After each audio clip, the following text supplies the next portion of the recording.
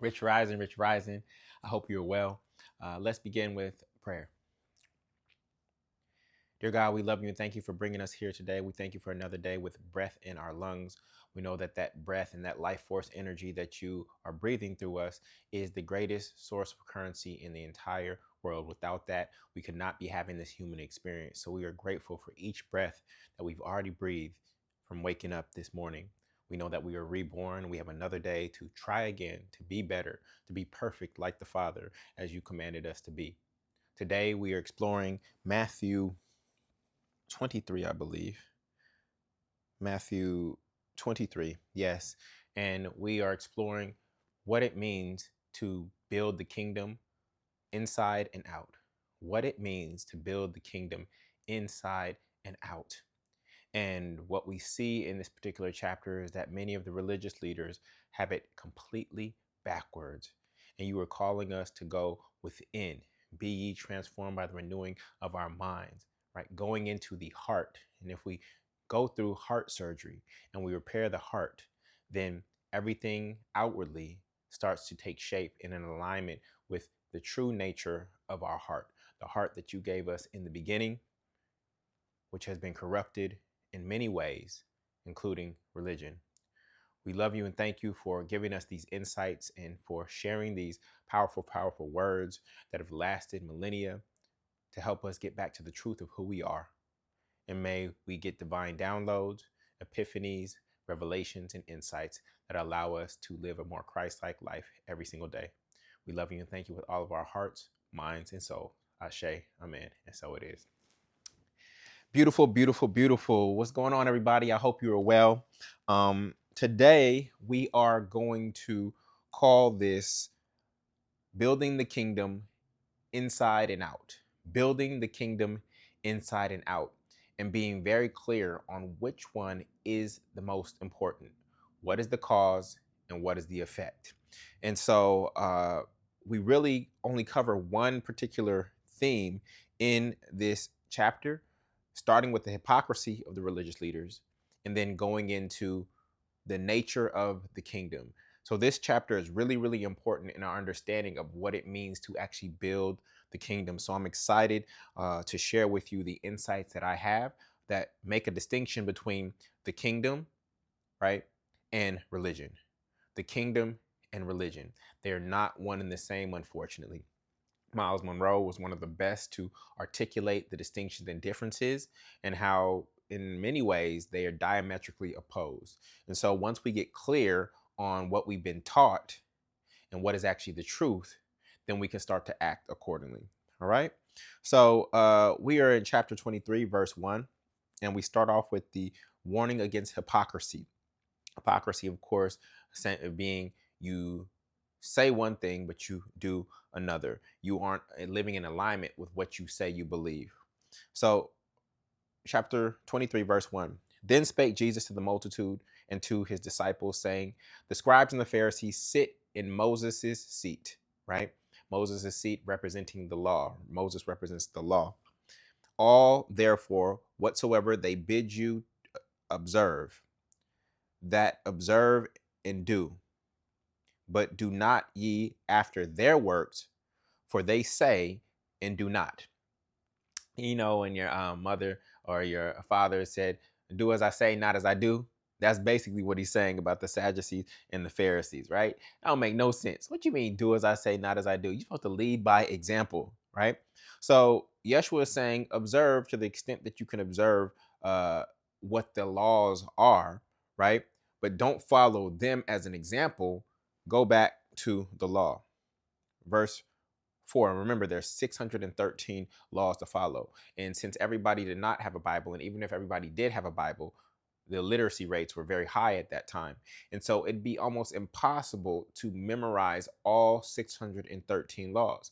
This is why we go back to the two greatest commandments, and Yeshua simplifies those commandments by transcending them with the law of love. Love thy Lord thy God with all thy heart, mind, and soul. Love thy neighbor as thyself.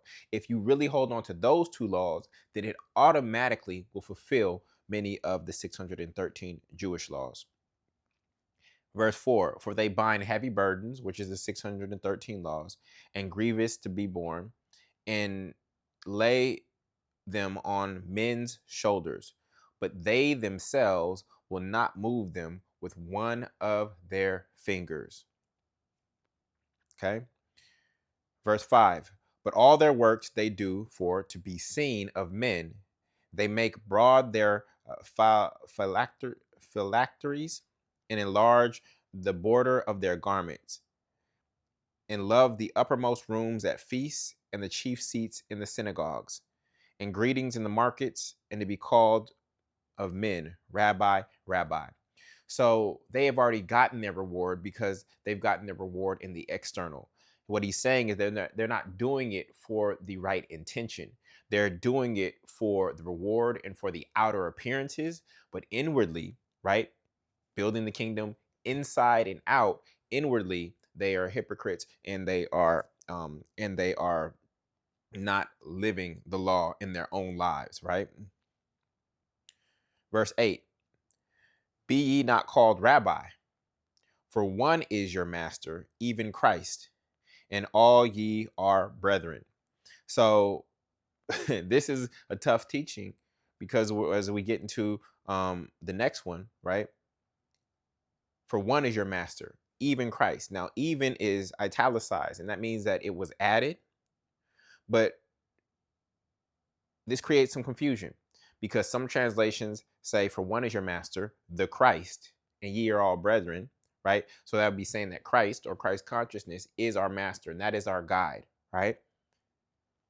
But even could also suggest that for one is your master, and Christ is actually referencing God is the master. Even Christ has a master, right? So I'll let you interpret that in the way that you desire, and go forth. Verse 9. And call no man your father. See, religion, they want to take things literally until they don't. It literally says, call no man your father upon the earth, for one is your father, which is in heaven. So is Christ being metaphorical here? Or is this what Christ is commanding? Yet we call people father all the time. But no, he didn't mean it like that. No, I can still call my dad my dad.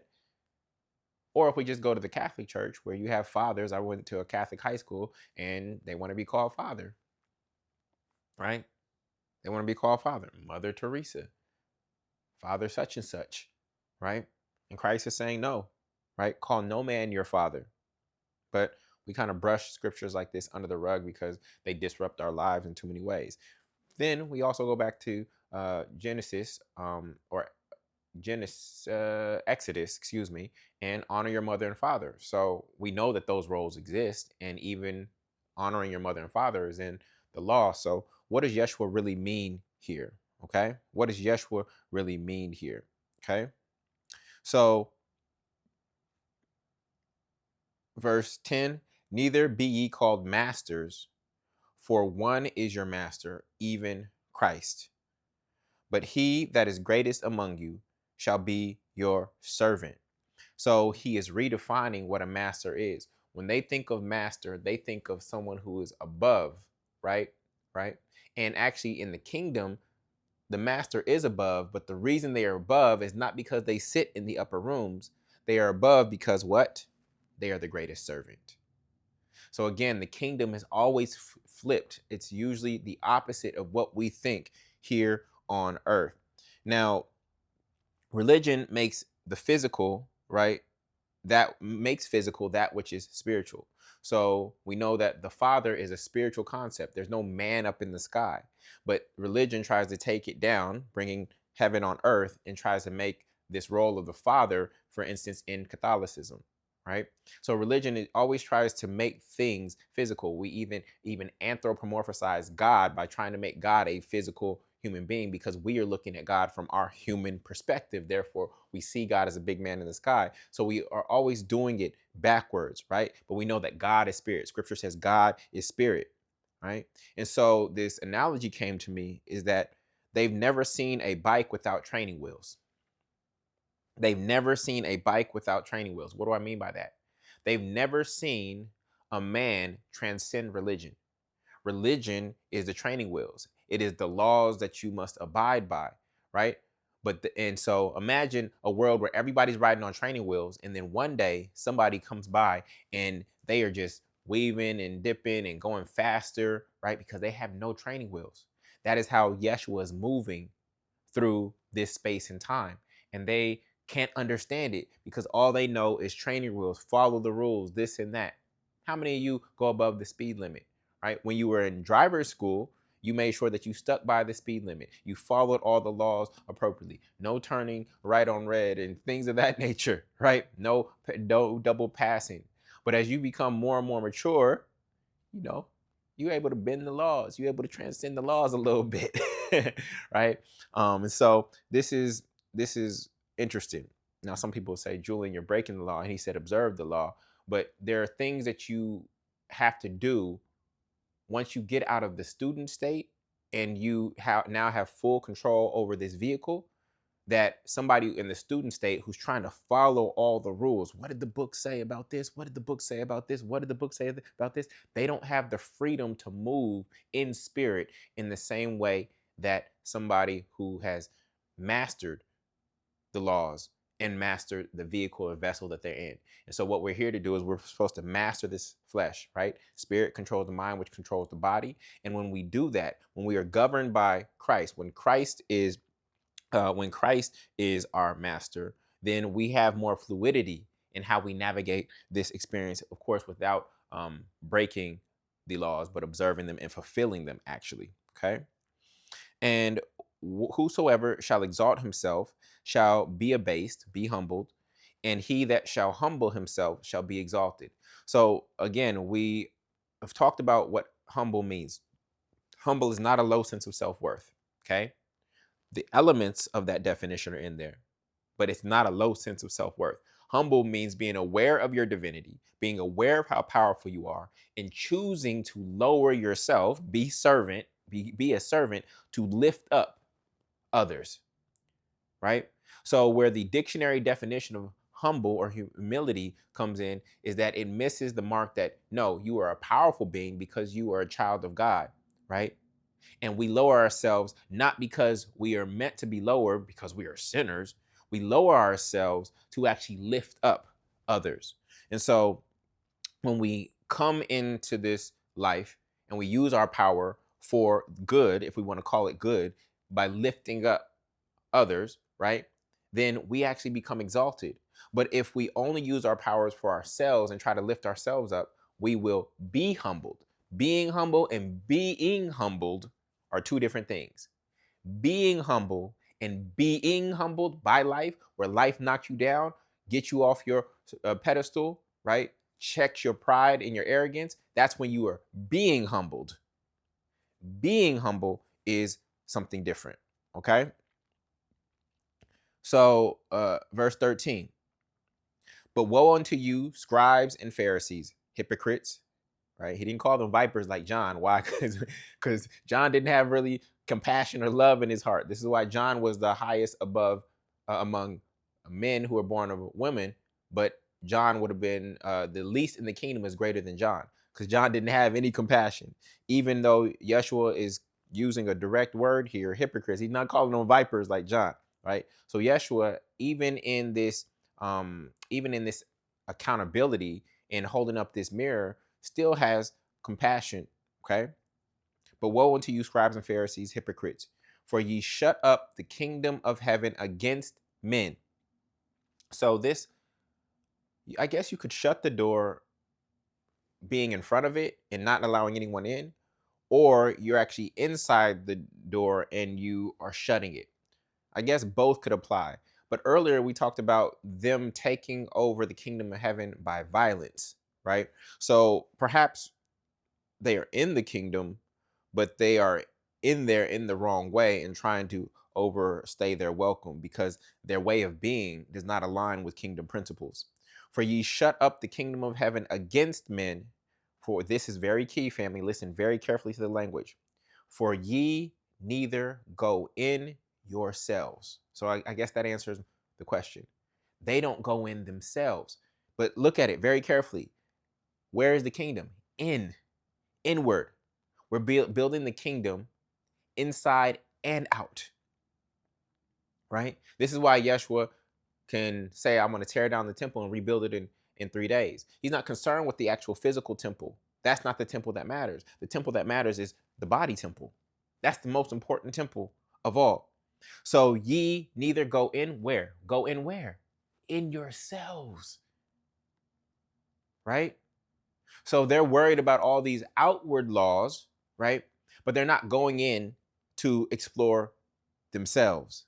Neither suffer ye them that are entering to go in. So there are other people who don't have their titles or their ranks and things of that nature that are seeking to enter, but they are blocking them. The religious leaders are blocking them from going in through their false teachings, right? Through the yeast of the Pharisees. Luke 17:21, the kingdom of heaven within you, right?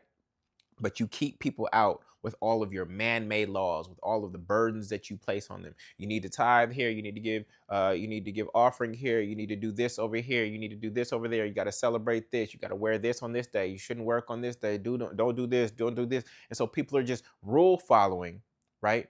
Instead of walking in righteousness. They're rule following instead of walking in righteousness. And when you have somebody who's just following rules, they're following based on the outward, right? So they don't get punished instead of living from a place of love. They're following the outward instead of living from a place of love. But woe unto you, and actually there are 7 woes, right? So we just went through one. Okay, verse 13 was the first woe. There's 7 woes. And we earlier talked about the woman who married the 7 brothers. And then we talked about Joseph's coat of many colors and the 7 chakras. So then the 7 days of creation. So you see this number 7 come up consistently. Okay. But woe unto you, scribes and Pharisees, hypocrites, for ye devour widows' houses, and for pretense make long prayer. Therefore ye shall receive the greater damnation. So what he's saying is devour widows' houses. And so religious leaders, like when they are a widow, say, give your house to the church. Give your house to the church, right? And you will be honoring God in that way. So they literally are taking deeds and things of that nature from widows and keeping them impoverished instead of teaching them what they would actually do with an asset like that. And then they make long, long prayers. One, the Father already knows exactly what you need. And it's not the amount of words, and it's not even the emotion that you pray with that actually draws the Father near, right? Because prayer doesn't change God. God is unchangeable. Prayer changes you. All right. Verse 15. Woe unto you, scribes and Pharisees, hypocrites, for ye compass sea and land to make proselyte or converts, right? And when he is made, you make him twofold more the child of hell than yourselves. So the child of hell. Oh my goodness. So now we don't have a child of God. So what he's saying is that your false teachings, when they get pushed out generation by generation, who you're teaching becomes even worse, because now you're subjecting a innocent mind to your false teachings, and that mind doesn't know any of the truth. And so each generation of Sadducee and Pharisee and scribe becomes worse and worse and worse. Verse 16, woe unto you, ye blind guides, which say, whosoever shall swear by the temple, it is nothing. But whosoever shall swear by the gold of the temple, he is a debtor. Okay. Whosoever shall swear by the temple is nothing, but whosoever shall swear by the gold of the temple is a debtor. So what is Yeshua saying is the most important thing here.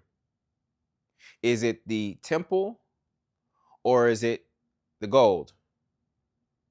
Right? Is it the temple or the gold in the temple? Obviously, the temple is worth more than the gold. And the temple is what sanctifies the gold.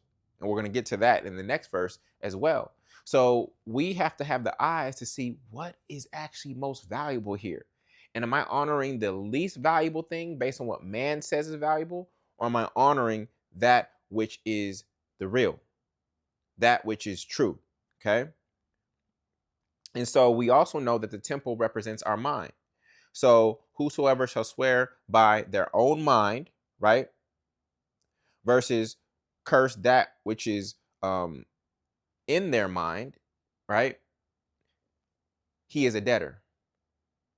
So how can we blame that which is in our mind when it is our mind that produced that thought? How can we blame or get mad at the thought that is in our mind when it is our mind, the soil of our mind, that is producing that thought?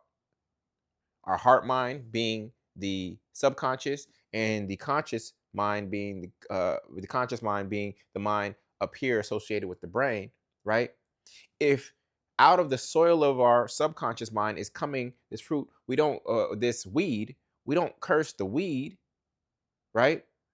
We actually look at the mind that is producing weeds at that level, that is producing rotten fruit at that level. So Yeshua is saying that we have missed the mark in understanding the causality and the cause and effect of how things get unfolded. And so he's using the temple not only as a physical structure and the gold that is in it, right? But also speaking to our mind, because you know Yeshua got bars. That's got to be a t-shirt. Yeshua got bars. Verse 17, ye fools and blind, for whether it is greater. So here's where we have to, our value system, okay? Whether is greater. Do you know the answer to this? The gold or the temple that sanctifieth the gold? What is greater? The gold or the temple that sanctifieth the gold? If you have a safe in your house, right? It's funny, we protect the house and we protect what's in the safe, right? And yes, the house can be rebuilt in the midst of insurance, right? We have California fires and things of that nature, usually in the safe, like baby pictures and things of that nature. But at the end of the day, what was actually more valuable? What was actually more valuable? The the temple or the gold, right? That which was within the temple, right? Or the temple that sanctifieth the gold. The sanctification of the gold is what makes it valuable. And so we have to be able to make these value judgments. So the value system is backwards. So let me give you an example. What's more valuable, the valuables or values?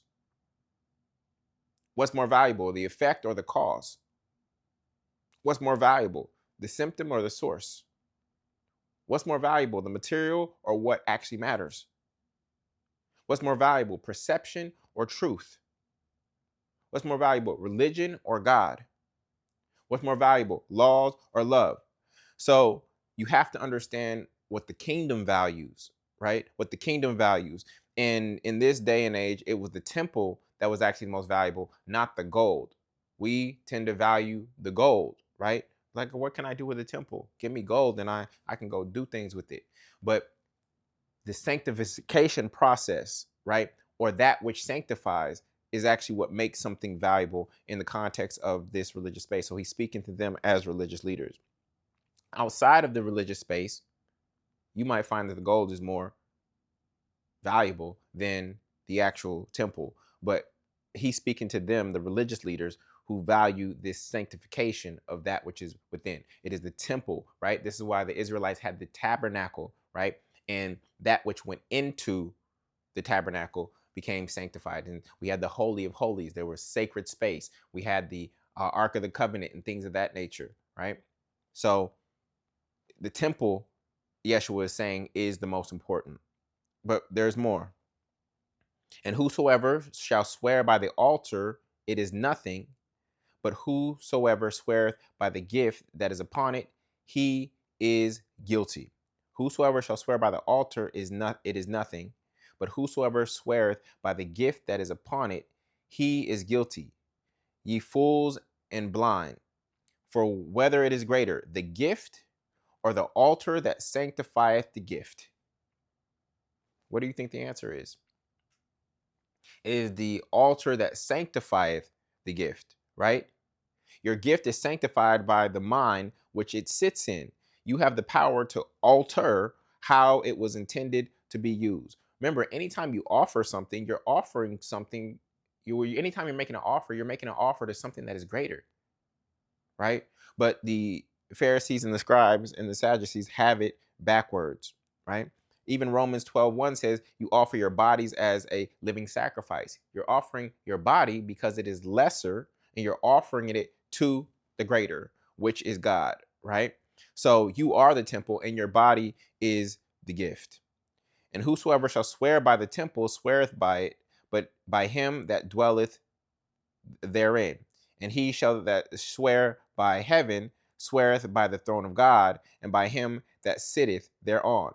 Woe unto you, scribes and Pharisees, hypocrites, for ye pay tithe of mint and anise and cumin, and have omitted the weightier matters of the law, judgment, mercy, and faith. These ought ye have done, and not to leave the other undone. Okay? So what Yeshua is saying, they're sticking to the law to a T, right? But they are valuing materials over actually what matters. So the law is not really equal in terms of the 613 laws. This is why the 613 laws actually hinge on the two greatest commandments, which is the law of love. So there are levels to this. And you have to know that if you can't do all 613, while you may try, which ones are the actual most important. And so Yeshua is saying that the weightier matters, such as judgment, mercy, and faith, are greater and more important than you tithing. Now, if you can do both, do both. But if you had to choose between the two, focusing on the weightier laws is more important than you tithing 10% of your mint, your anise, and your cumin. Right? So, our ability to build the kingdom inside and out really depends on a shift in our value system and actually knowing what is important. There's a game of prioritization that we have to be able to play. And this is really, really critical to us being able to dwell in the kingdom. Okay. So again, Yeshua commands and tells us to do both if you can. But if for whatever reason you can't, you have to be able to prioritize which ones are actually the most important. You're spending all your energy trying to tithe when you are overlooking something that is a weightier issue. Okay. Verse 24, ye blind guides which strain at a gnat, right? You really focus on a gnat, right? And swallow a camel. You are focused on something that is small while you are ingesting a camel. So what we call this is we call this majoring in the minors. Majoring in the minors. And you have this in the church today. They're focused on whether or not you should be in a fraternity or a sorority. Is that against God? Right? Spending all kinds of thought energy on something that doesn't matter in comparison to the weightier issues that exist in our world and in the Christian doctrine today, right? They're making smaller issues bigger than the real bigger issues, right? So you used to strain wine to get the gnats out, and they're focused on the smaller things, okay? Is this making sense? Woe unto you, scribes and Pharisees, hypocrites, for ye make clean the outside of the cup of the platter, but within thee are full of extortions and excess. Right? So what is he saying? The cup, the vessel is you. And you make the outside look clean for public perception. But the inside from which you drink, that is full of extortion and excess. So they value the outside over the inside, right? They value appearance over the purity of the heart. The kingdom switches those. Thou blind Pharisees, cleanse first that which is within the cup and platter, that the outside of them may be clean also. So Yeshua is saying when you clean the outside, or the inside, excuse me, you naturally cleanse the outside. But they have it backwards. Woe unto you, scribes and Pharisees, hypocrites, for ye are like unto whited sepulchres, which indeed appear beautiful, okay, appear beautiful outward, but are within full of dead men's bones and of all uncleanness, excuse me. All right, again, focus on the outward.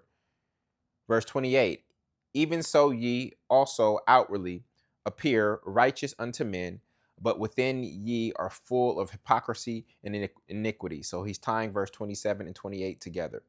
So he's giving the metaphor, the parable, and then he's making the connection to them specifically. Verse 29, woe unto you, scribes and Pharisees, hypocrites, because ye build the tombs of the prophets and garnish the sepulchre of the righteous, and say, if we had been in these days of our fathers, we would not have been partakers with them in the blood of the prophets. Wherefore ye be witnesses unto yourselves that ye are the children of them who killed the prophets. So, as he said earlier, making proselytes, when you pass down this wicked way of thinking from generation to generation, each generation thinks they're better than their forefathers, but he's saying that you have the same exact thinking and heart within you. So you think that you wouldn't have done what they did, but you probably would have done what they did even worse, right? So you're garnishing these sepulchres of righteous men when you yourself would have been villains in that day had your heart and your mind been placed in that time. Fill ye up then, we're on verse 32. Fill ye up then the measure of your fathers. Oh, actually, Yeshua does get, he quoting John now. Excuse me. I made a mistake. Verse 33, ye serpents, ye generation of vipers. This is what John said, right? This is what John said. And notice that whether we go back to Adam and Eve, and now here we have serpents and vipers, it's always a snake. And for me, from a metaphysical level, a snake represents a lowly thought because it spends its life on the ground. It also represents a crooked thought. Okay, so a lowly and crooked thought on a metaphysical level. Okay, a lowly and crooked thought. How can ye escape the damnation of hell?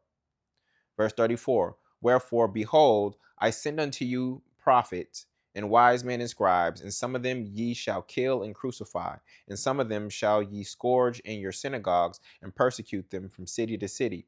Verse 35, that upon you may come all of the righteous blood shed upon the earth, from the blood of the righteous Abel unto the blood of Zacharias, son of uh, Barachias, whom ye slew between the temple and the altar. So Zacharias means Yah remembers, Yah's male, and that's from 2 Chronicles 24:21. And Barachias means Jehovah blesses, blessed by Yah. But what's interesting, and people say the Bible has no errors, in 2 Chronicles 24:20, Zacharias' father was Jehoiada, not Barachias. So there was a difference in the scrolls, as this is likely what Matthew was taught or being pulling from. Okay. Verily, or this is what Yeshua, this is red text. So this is what Yeshua was saying. So there had to be a difference in scrolls. Because if you go back to 2 Chronicles 24:20, you will see, but I don't think that's a weightier matter. Okay. So hearing the message from Yeshua in this chapter, I just wanted to point it out, but it's not the weightier matters that we are seeking. We are seeking to understand the kingdom, not some name differences between the Old and New Testament. See, that's understanding kingdom principles and understanding what's valuable is not. You can point it out, but how much thought energy are you going to give on it? Are you going to strain at it like a gnat, right? Verily I say unto you, all these things shall come upon this generation. Verse 37, O Jerusalem, Jerusalem, thou that killest the prophets and stonest them which are sent unto thee, how often would I have gathered thy children together, even as a hen gathered her chickens under her wings, and ye would not. Behold, your house is left unto you desolate. Verse 39, for I say unto you, ye shall not see me henceforth, till ye shall say, blessed is he that cometh in the name of the Lord. So I do have a question mark around this last scripture because Yeshua is still here, and he will interact, I believe, with the Sadducees and Pharisees, maybe not directly, but in the courts of Pilate and things of that nature later. So what is he really saying? Ye shall not see me henceforth, because I think they do interact as he's going to trial. So just a question, but again, may not be a weighty matter. All right. So when we think about religion versus kingdom, here are some distinctions that I see. Religion focuses on the physical temple. Kingdom focuses on the temple of the mind. Okay. Religion focuses on the outer and the appearances. Kingdom focuses on the inner and the alignment. Religion focuses on following the 613 laws. The kingdom focuses on fulfilling the law with love, which is two commandments. Religion is thou shalt not. Kingdom is more thou shalt. Religion is you are sinners. Kingdom is ye are gods. John 10:34. Religion is 10% tithe. Kingdom is 100% commitment to God. Religion is church on Sundays. Kingdom is doing good for God every single day, right? Religion is focused on law. Kingdom is focused on love. Religion is focused on seeing and being seen with the two eyes. Kingdom is focused on seeing as God sees, right? If thine eye be single, thy whole body shall be full of light. Religion is focused on attendance and works in church. What are you doing inside the church, right? You a usher, you a deacon, right? Kingdom is how you show up in your works outside of the church just being a pit stop to go get plugged in and re-energized by your fellow brothers and sisters. Religion is about converting and judging sinners, or judging and then converting sinners. Kingdom is about breaking bread with sinners. Religion is values leaders. Kingdom values servants. Religion values things. Kingdom values truth. Religion is, again, rooted in the law. Kingdom is rooted in love. And religion ritualizes everything, whereas the kingdom seeks to spiritualize everything. So those are some distinctions I got from this particular chapter. I encourage you to reread it and see what is actually more valuable, and then go look at your own life and see if you are making the right value judgments around what's really important here. You're in an argument with somebody, and is the friendship more important than you winning this argument? That's an example. That's a real life example, right? is is another example would be, let's say you're making a donation, or let's say you are headed home. I was actually in this situation. What's more important, you making sure that you are about to eat your favorite meal, or to give it to the homeless man at the intersection? These are value judgments that we have to make, right? What's more important? What actually serves the kingdom in this moment, right? So these are the challenges that we have. We have value judgments to make every single day. Do I go this way or go that way? Which is more valuable? Which is more in alignment with God? Which is more in alignment with the kingdom? Which is more in alignment with my true heart? Not my egoic mind, but my true heart. And to the extent that we can get clear on what is the most valuable thing to do in each moment, that accelerates how quickly we're able to bring the kingdom of heaven on earth. I hope this teaching blessed you. I know it blessed me. I have a lot to think about. I want to get rid of the thought energy, or redirect my thought energy away from issues that are really insignificant. Not necessarily to just brush them under the rug, but I want to focus my energy on the weightier issues, right? And I don't even want to call them issues, on the weightier, more valuable things, because that is ultimately what creates and builds the kingdom. We are here to build the kingdom inside and out. We must start within, right? That's where the true value is. That is the cause. And then once we clean that which is within, once we purify our heart, then we will start to see the outward effects of that in our lives. Fruits of the Spirit in, good fruit without. Love you. Hope you have a great, great day. And I will see you for our next reading at 8 a.m. Peace.